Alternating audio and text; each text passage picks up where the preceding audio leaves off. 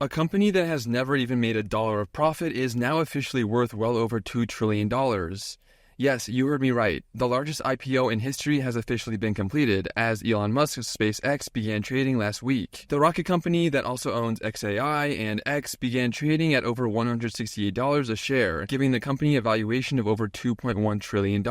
Now, like I just said, SpaceX hasn't even made a dollar of profit yet, as they lost nearly $5 billion last year in 2025. But that did not stop investors from buying as many shares as they possibly could. That also didn't stop big banks from making crazy revenue predictions for SpaceX. Morgan Stanley predicted SpaceX revenue will jump to $3.4 trillion by 2040. And just for a little context, SpaceX revenue in 2025 was just $18.7 billion. So what exactly was Morgan Stanley's due diligence for this prediction? Well, your guess is as good as mine. But I would say that the leading factor was that Morgan Stanley was helping lead the SpaceX IPO, so they stood to gain a lot of money if they could successfully hype investors up to make the IPO a success. During the first day of trading, SpaceX peaked as the 6th most valuable company in the US, and ended the day as the 7th most valuable company with the valuation of $2.104 trillion. And SpaceX not being profitable yet still being valued at over $2 trillion is not even the craziest thing that happened that day. The even crazier thing is that the IPO officially made Elon Musk the world's first trillionaire. Musk was worth $1.1 trillion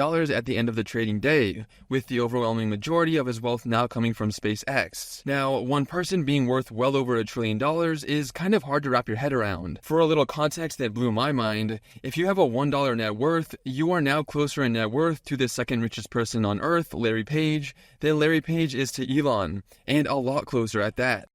I think one thing that everyone can agree on is that it's pretty cool how the SpaceX IPO has made roughly 5,000 new millionaires. Roughly 5,000 SpaceX employees and contractors who have received stock grants as compensation over the years are now officially millionaires, and roughly 400 of these 5,000 people will see their stakes worth well over $100 million.